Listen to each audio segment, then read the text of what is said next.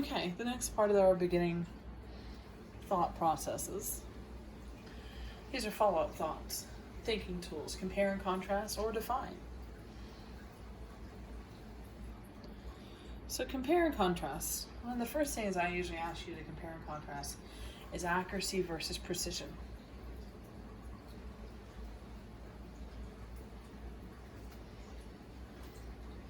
These two words get thrown around a lot, and a lot of people think they're basically the same, when they're really not. Okay? All right.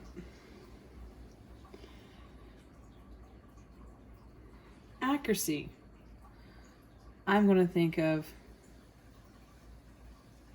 bullseye. Okay? That's where mine's going to go to.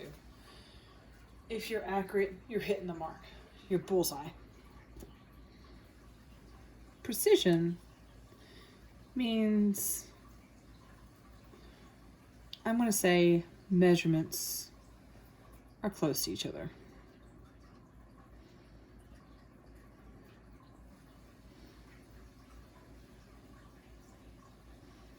Okay? So if you're measuring an object and you consistently come up with, maybe they're all within range of 3.5, that's precise. That may not be accurate because it may actually be supposed to weigh 3.75, okay? Or maybe the object you're weighing weighs 3.75 and you keep measuring about 3.7, 3.72, 3.75. Those are all pretty close to each other. They're precise and they are accurate. Okay. How about intensive and extensive properties? Two vocab words that sometimes does trip people up.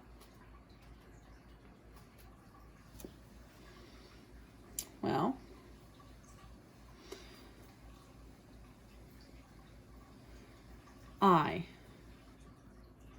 my little trick to remember this, I say that intensive, independent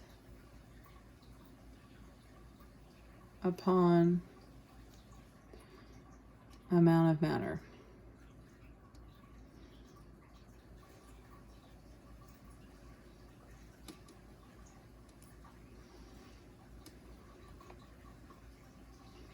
And extensive depends upon the amount.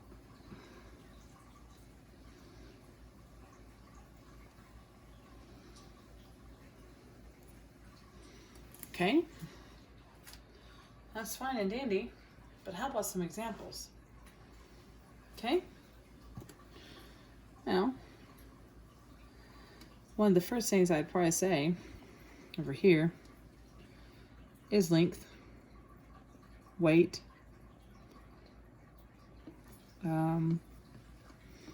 volume, mass. Okay. Those are extensive. They depend upon amount of matter.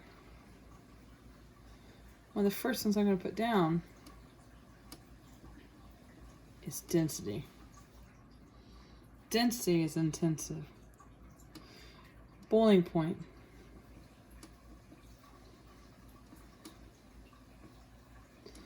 Melting point, freezing point. All those points. Those are intensive. The color something is. Its color. Its luster.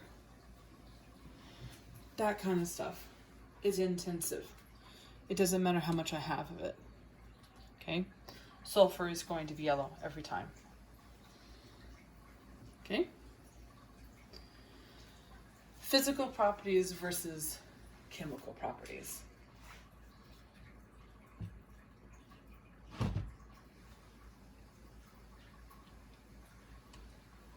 Okay?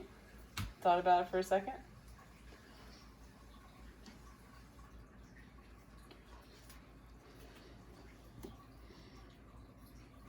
Okay, we'll draw a line.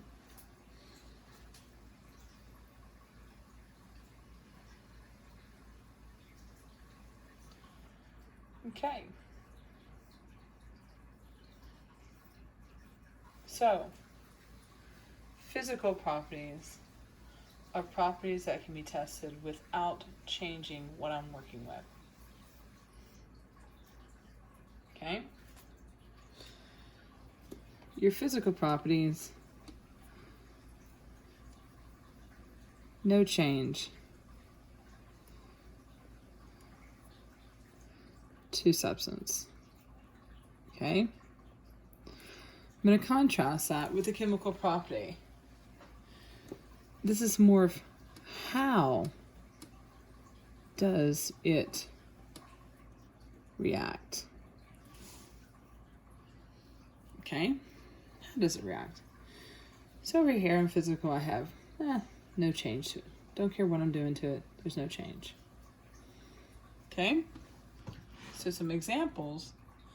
This is where your intensive and extensive properties fit. Okay?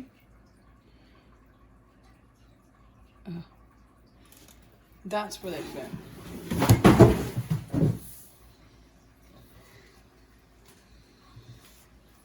Okay? Here, this is going to be how it reacts with an acid or air or water or any other substance. Okay?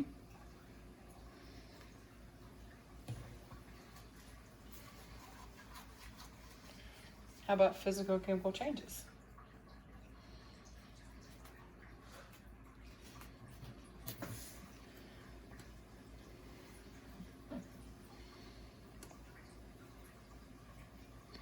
Physical.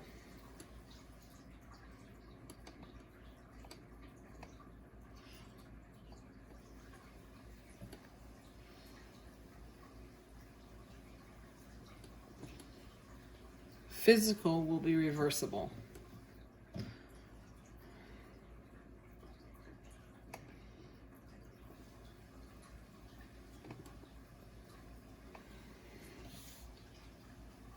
Chemical will be irreversible. Okay? So, chemical changes, you have broken bonds. So keywords, electrolysis.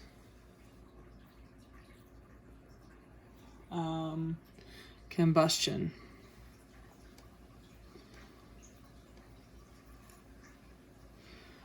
Oxidation.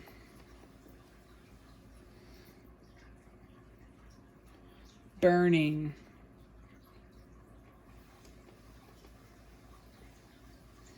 Cooking.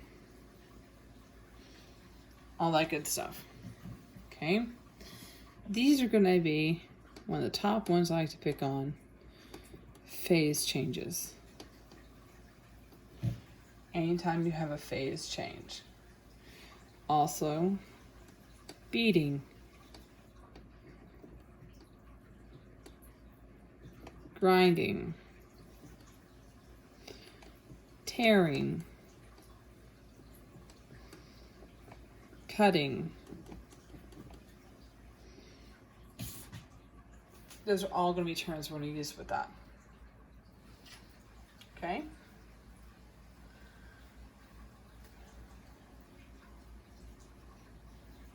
So sometimes what gets confused is changes in properties.